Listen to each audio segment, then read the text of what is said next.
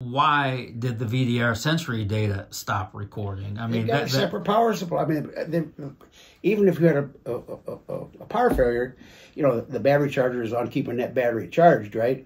It should instantaneously go right over. My computer at home, if I have a power failure at home, you know, the battery backup it doesn't take 30 minutes or 30 seconds or 20 to fire this up. That's a telltale clue right there, in my opinion. At 1:25:31, power is restored, so they're back online. At 1:26:02, this is all happening rapid fire. They are recording with the power back on. Rudder and steering commands are being recorded. They had the helm seemingly, and they could steer the ship. Unfortunately, at 1:26:37, the ship loses power again for the second time. Isn't somewhere in here an emergency diesel generator comes to life automatically? Completely separate from the rest of them. They had 4 generators on this boat. Okay, it's you remember the Arowana Queen? We had 2 generators on each side of the engine room there, and generally you ran one and you had the other one all set to go. No, this is if it's an inside job and everybody was in their position and then they hit that button, you know, and trip all them breakers. I can't see any way every breaker on that boat's going to go out unless there's some kind of a skullduggery afoot, either that way. I don't know if a directed energy weapon would trip that breaker or not. The full moon was a very good point I think you brought up because of the spring tide or the neap tide, whichever it is. Another reason he's going too fast. Now you got 2 pilots, right? You got the docking pilot and then you got the harbor pilot. Once that docking pilot gets it away from the dock and stuff, the harbor pilots were supposed to stay there until that boat gets in open water. On light freighters, they go if there's 2 pilots. It seems to me there's only just 1, but maybe in the bigger cities and the bigger ships require 2. Maybe that's it. I've been gone from the industry for 20 years, so. 1:26:39 calls for tugs. 1:27:04, he drops the port bow anchor. He's grasping for straws now, the pilots are. An anchor cannot stop a 9-mile-an-hour 1,000-foot ship fully loaded.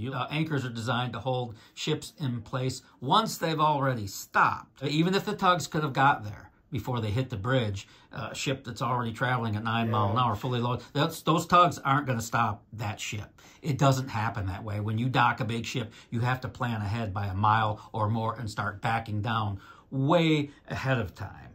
So after they drop the bow anchor, power is restored again at 1:27:11, and at the time the power is restored, the ship starts veering to the right. That's with a port bow anchor down. Right. It should go the other way. Absolutely. But it didn't.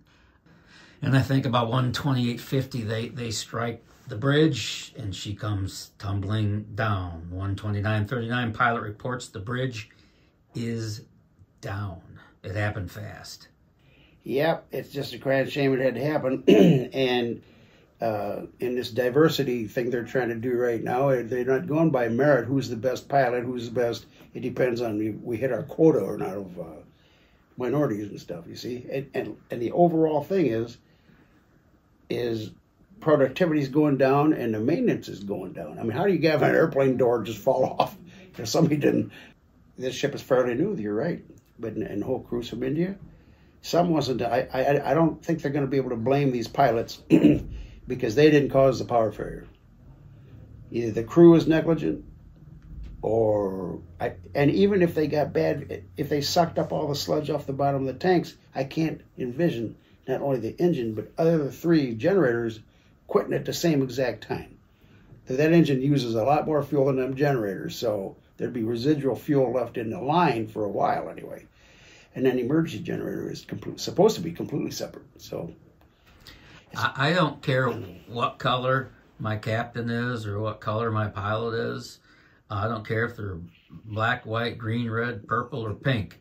I want the person, the human, that's most and best qualified to steer that plane, to bring it up and bring it down, or steer that ship. Absolutely, but they're trying to change that around. See, and we're seeing the effects of it here. But there's a lot of things that just don't add up as far as I'm concerned, and we'll see as time goes on. Tugs can maneuver ships, specifically the slower they're going.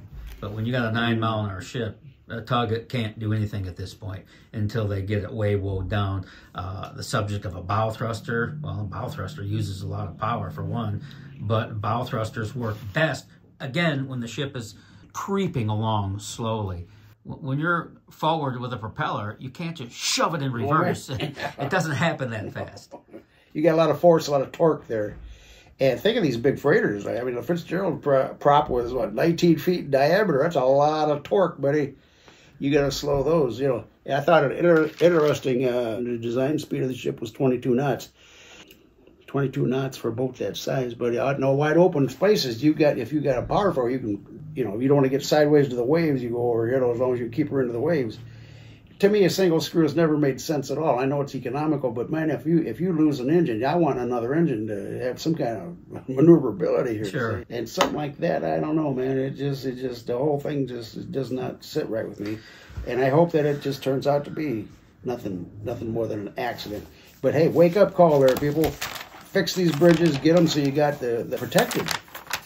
You're going to have to keep the tugs longer, and we're going to have to go to work on our infrastructure, and these bridges lack impact protection. That's all there is to it. This could happen literally anywhere. But how about the FBI getting in there for a change and really vet these people over? Got to be a real bummer if you turn out half of them are one on the terrorist watch list or something, you know. Our security in this country, I mean, my God almighty, you got to be kidding me. Compromised would be a word that comes to mind. Our security in this country right now. You go compromised. California, out of California, when I rode my motorcycle back here, they got a checkpoint there. You're not allowed to take any fruit out of California. You're not allowed to bring any fruit into California. Oh, you get in trouble here. Wait a minute, you got terrorists coming into the southwest border of these ships. So you don't know what's in them. You don't know what's in them cargo containers. And now here's a classic. They had hazardous material.